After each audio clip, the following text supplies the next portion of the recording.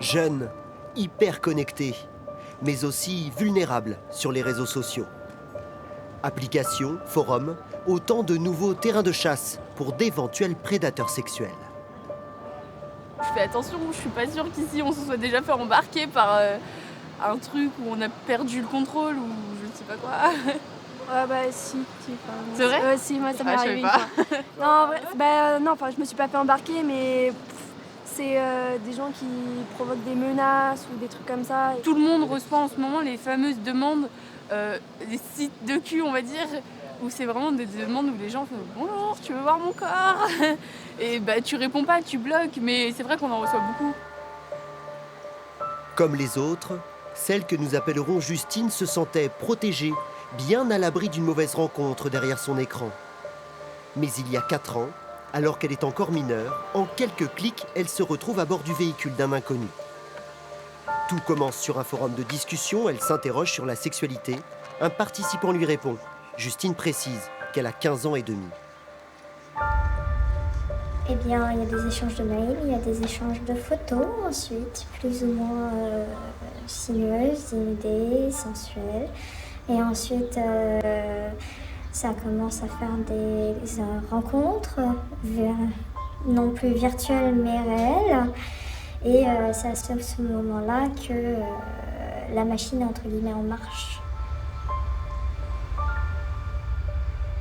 Justine prépare aujourd'hui avec son avocate le procès qui doit se tenir dans quelques mois. Bonjour. Son but, faire reconnaître par la justice une agression sexuelle de la part d'un individu d'une 50aine d'années, placé aujourd'hui sous contrôle judiciaire. Alors. L'homme a échangé d'abord des mails, a reçu d'elle des photos intimes. Elle a accepté un premier rendez-vous. Imaginez-vous, vous êtes en plein milieu d'un centre commercial X ou Y ou dans une boutique et vous vous retrouvez face à lui et que vous pouvez rien dire, rien faire.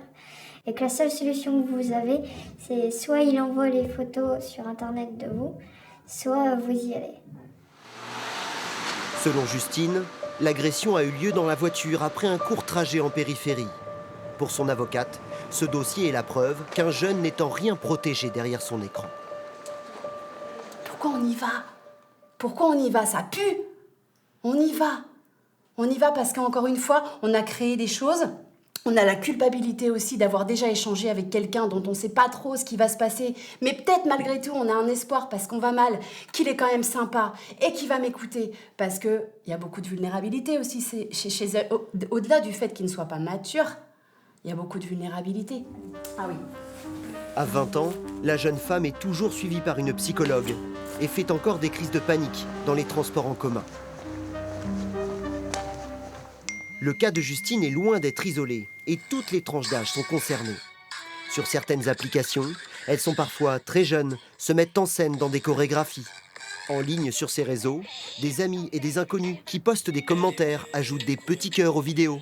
Un simple échange de messages qui peut aller beaucoup plus loin.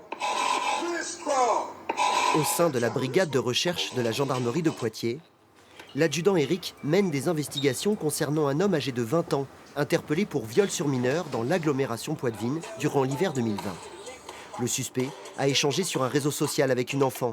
Ils se sont rendus compte qu'ils habitaient à proximité et ont convenu d'un rendez-vous. Le moment avant les faits est tout à fait anodin. On regarde des vidéos, on regarde toujours ces applications, on rigole sur des vidéos de chats et après on se dit qu'on est bien ensemble et puis le jeune homme après tente une approche un peu plus intime en disant tu peux compter sur moi, je suis ton ami et puis là ça peut vite déraper et là c'est le cas, on passe d'une caresse à un bisou et d'un bisou à des attouchements et après à un viol. Un viol, voire plusieurs. L'enquête a établi que le suspect a rencontré aussi des amis de la première jeune fille. Placé aujourd'hui en détention provisoire, la justice lui reproche au moins 2 viols sur des mineurs de 12 et 14 ans. Un simple échange de messages à propos d'une vidéo permet à un prédateur de gagner la confiance du jeune. Selon cette psychologue, expert auprès des tribunaux, une fois face à face, impossible de se défaire de cette emprise. Ces prédateurs sexuels, ils ont toujours sévi. Mais Le mode opératoire n'était peut-être pas tout à fait le même, et le fait des réseaux sociaux leur donne l'opportunité, et je considère que là où c'est dangereux, c'est dans ce fait-là, de transformer leur identité et de tromper, de modifier leur comportement et leur mode de fonctionnement, leur mode opératoire. Ces prédateurs dans le monde virtuel masquent leur identité et leur âge derrière des pseudonymes. Et ils savent où, quand et comment appâter leur proie.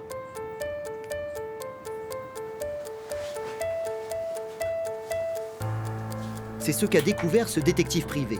Lors de recherches d'adolescents fugueurs pour le compte de leur famille, l'homme remarque ce forum de discussion pour adultes, connu pour ses annonces de prostituées, et fréquenté aussi par des mineurs. J'ai créé un profil féminin de jeune femme que j'ai appelé Chloé 15, 15 pour 15 ans. Depuis ma connexion, il y a énormément d'hommes qui m'ont abordé. Il y en a qui proposent direct de l'argent pour du sexe. Voilà, encore un autre qui propose donc de l'argent. Il y a des ados qui viennent ici juste pour troller, juste pour se foutre de la gueule de ces adultes qui vont proposer de l'argent. Et puis d'autres qui acceptent les propositions. Et donc parfois ça se passe mal et la situation leur échappe. C'est ça. C'est ça. Ensuite, il y a une sorte d'engrenage, l'argent facile. Le piège se referme d'autant plus vite que le mineur est fragile sur le plan psychologique.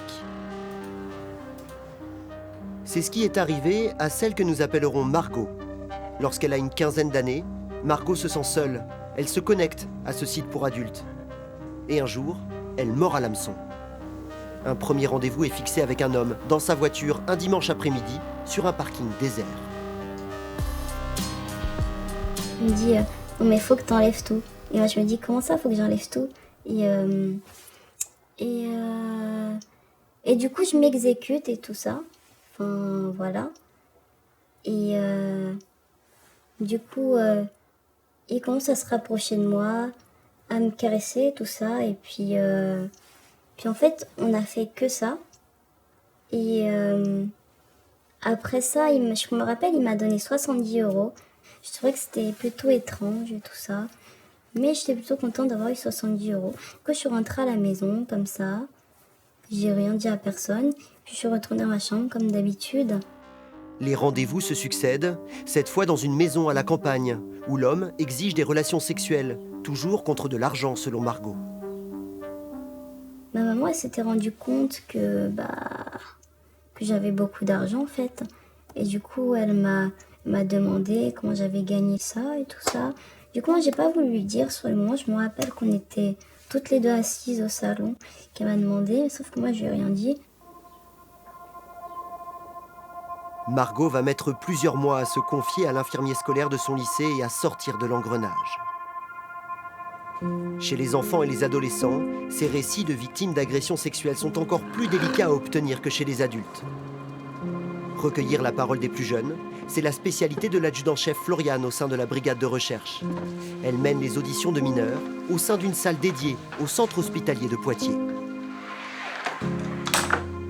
L'intérêt de cette salle, en fait, c'est que donc il y a des micros qui sont intégrés au plafond et une caméra.